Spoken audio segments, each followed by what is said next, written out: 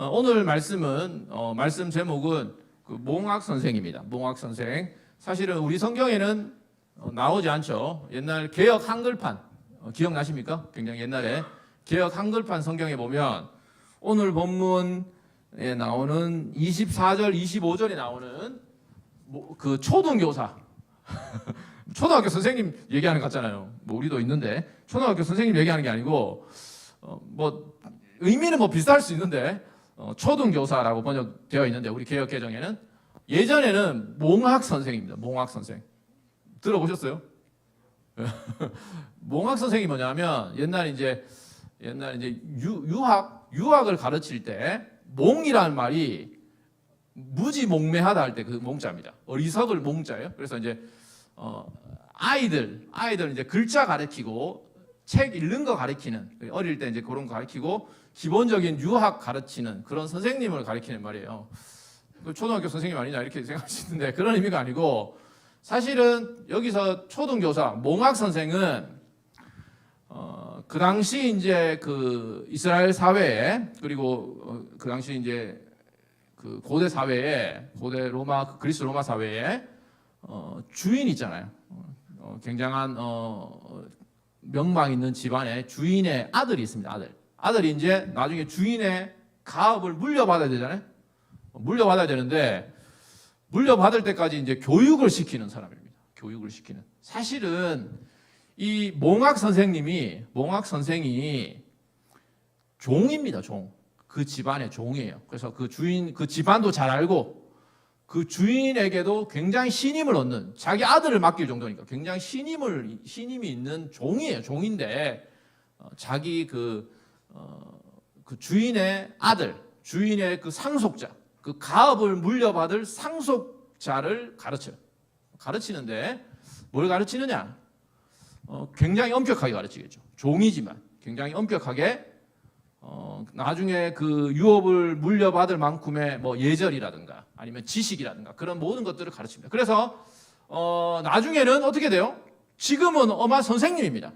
그래서 이제 주인의 아들이지만 선생님으로서 가르쳐요. 엄하게 가르칩니다. 그렇지만 이 아들이 이제 성인이 되면 그래서 이제 자기 스스로 이런 일들을 잘 처리해낼 수 있으면 이런 엄격한 질서와 규제가 필요 없을 때가 되면 이제는 율법이 아니고 초등교사가 이 상속자의 종이 되는 거죠. 존경받는 종이겠지만 어쨌든 종이 됩니다. 그래서 오늘은 이게 뭘 가르치는지 알겠죠? 어떤 걸 얘기하려고 요 말씀을 드린지 알겠죠? 결국 이 초등교사, 이 몽학 선생이 종입니다. 종인데 굉장히 엄격한 선생이에요. 요즘 초등교사 선생님들은 엄격하지 않죠. 엄격하다가는 큰일 나잖아요. 요즘은 저도 잘은 모르지만 저는 맞았거든요. 아마 집사님도 아마 여기도 초등학교 때 맞은 혹시 30대 후반은 맞지 않았을까? 20대는 안 맞았을 것 같아요. 20대도 맞았어요, 초등학교 때? 맞았어요.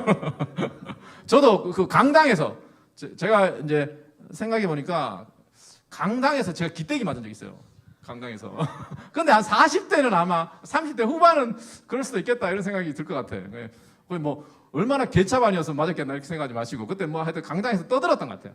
떠들었는데 원래 또 자기에 대한 기억은 미화되는 경향이 있잖아요. 어떻게 했는지 모르지 선생님한테 욕을 했는지 그러진 않았을 것 같은데 어쨌든 그러다가 기대기를 맞았던 기억이 있는데 요즘은 극하면 큰일 나죠. 극하면 큰일 나죠.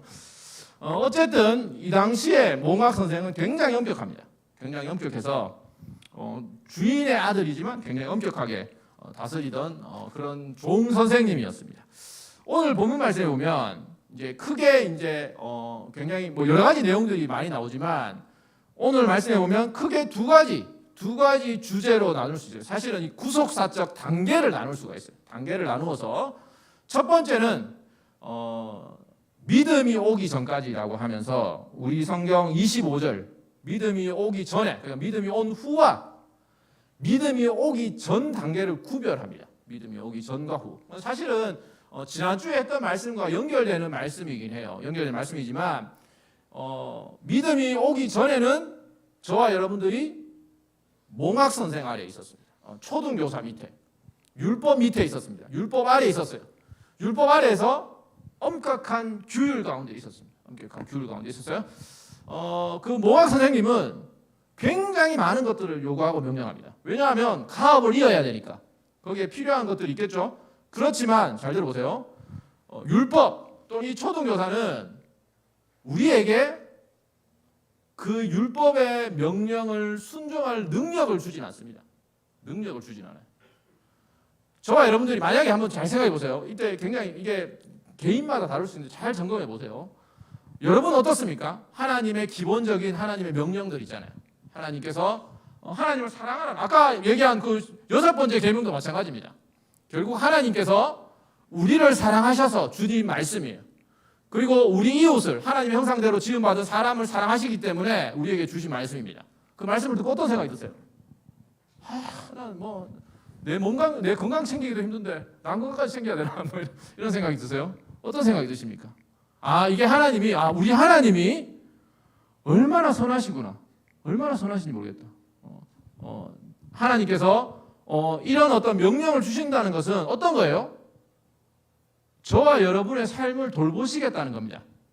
우리가 그냥 고아처럼 내버려 두고, 니는 혼자, 니는 아버지도 없고 아무도 없으니까, 니는 혼자 니 힘으로 이 험난한 세상을 살아야 된다. 이게 아니거든요. 하나님께서 우리에게 필요한 것들을 공급해 주시겠다는 약속의 말씀이죠. 그래서 이 율법 말씀 가운데 말씀을 들으면서 한번 생각해 보세요. 하나님, 교회에서 많은 명령을 하잖아요. 사실은 이렇게 해야 된다, 이게 복되다, 이렇게 좋게 얘기하지만 결국 우리의 삶의 방향을 바꿔라고도 얘기하고 이렇게 살아라고 얘기하잖아요. 말씀을 들으면. 그렇게 그 말씀을 또 어떤 생각이 드세요? 반항심이 생깁니까? 아니면 정말 이게 복된 길이다. 하나님이 내게 이렇게 큰 은혜를 주셨는데 하나님께서 주신 선한 은혜와 능력으로 나라 하여금 이런 복된 삶의 길을 가게 하시는구나 라고 고백하십니까? 예수님이 믿음이 오기 전에는 구약 이스라엘 백성들이, 대부분의 사람들이 그 엄격한 율법은 있었지만 그 하나님께서 하나님 말씀에 순종하고 기뻐할 수 있는 하나님의 성령의 영적 능력은 주시지 않았던 시대였어요. 그래서 여러분 한번 구약 성경을 한번 잘 보세요. 구약 성경을 읽잖아요. 그러면 굉장히 뛰어나고 유명한 족장들이나 신앙의 인물들이 나옵니다. 대표적인 인물들이잖아요. 우리가 익히 아는, 주일학교 때 배웠던 그런 인물들은 하나님께서 특별하게 그들에게 말씀을 지키고 순종할 수 있는 성령의 능력을 부어주신 사람들이에요, 사실은. 그래서 우리가 성경을 읽으면, 구약 백성을 읽으면, 그런데 한편으로는 구약 이스라엘 백성 전체의 한 모습을 한번 생각해 보세요. 광야에서든 아니면 여러 이스라엘의 왕들, 왕정시대든 아니면 뭐 노아시대든 전체 일반적인 분위기나 느낌을 보면 불신자들처럼 하나님을 그렇게 대적하고 끊임없이 이방신을 섬기는 모습을 볼 수 있잖아요. 그래서 그들 가운데서는 하나님의 법이 있지만 하나님께서 은혜로 베풀어 주신 그 성령의 능력이 없었던 겁니다. 능력이 없었던 거예요. 그런데 지금은 하나님께서 복음으로 저와 여러분을 부르셔서 저와 여러분이 예수 그리스도를 믿었다. 그러면 우리가 더 이상 오늘 말씀에 있는 것처럼 예수 그리스도를 믿으면 우리는 더 이상 율법 아래에 있지 않습니다. 갈라디아서 5장에서 말한 것처럼 우리가 성령의 인도를 받으면 율법 아래에 있지 않아요. 이게 너무너무 중요합니다. 여러분이 청년회 때 이 내용을 잘 정리하고 있어야 됩니다. 그래서 내가 신앙생활을 하고 교회를 오고 이 모든 것이 사실은 어떻게 생각하면 다 법이에요. 이렇게 해야 되고 저렇게 해야 되고 매일 와야 되고. 그런데 다른 한편으로 생각해 보면 우리가 받은 우리가 아까 찬양한 것처럼 고백한 것처럼 하나님의 은혜와 사랑을 생각하면 이게 하나님께서 나를 너무 사랑하셔서 하나님과 교제하고 성장하고 변화되는 복된 자리로 부르셨다는 걸 알게 됩니다. 그래서 여러분의 신앙을 하나님의 은혜로 믿음으로 하시기 바래요. 그게 저와 여러분에게 허락된 복입니다. 예전에 구약 백성이 아무리 뭐 놀라운 일들, 뛰어난 왕들, 기적적인 일들이 있었다 하더라도 그들 가운데서는 우리처럼 성령 하나님께서 보편적으로 하나님의 은혜로 부르신 모든 저와 여러분들에게처럼 은혜로 주어지지 않았어요. 혹시나 높아심에서 말씀드리지만 여러분 가운데 아직도 내가 믿음으로 주님을 사랑하면서 신앙생활을 한다는 걸 혹시나 모르는 사람이 있다면 하나님의 은혜를 구하세요. 사실은 우리가 다른 많은 활동을 하고 뭐 하는 것보다 내가 정말 주님을 알고 믿고 사랑하고 있느냐가 가장 먼저 아니겠어요? 가장 먼저입니다. 그렇게 해서 그렇게 하면 사실은 우리가 뭐 금요일 날도 말씀을 나눴지만 하나님의 은혜로 부르시고 주님을 사랑하는 사람에게는 그야말로 저와 여러분들의 인생에 모든 것들이 합력해서 선을 이룹니다. 사실 우리 삶에 있어서 불편하고 불안전하고 어려운 일들이 많잖아요. 연약함도 있고 아니면 우리 앞에서 우리가 살면서 겪어야 할 어려움도 있습니다. 뭐 두렵지 않으세요? 두려울 필요가 없습니다. 하나님께서 그 아들을 보내주셔서 아들과 함께 성령을 보내주셔서 복되고 영광스러운 삶을 살게 하실 겁니다. 오늘 말씀해 보면 이런 말씀하고 있어요. 27절 말씀해 보면 누구든지 그리스도와 합하기 위해서 세례를 받은 자는 그리스도로 옷 입었느니라. 저와 여러분들이 주 예수 그리스도를 믿고 유아세례를 받고 입교를 했거나 아니면 세례를 받아서 그리스도와 연합했습니다.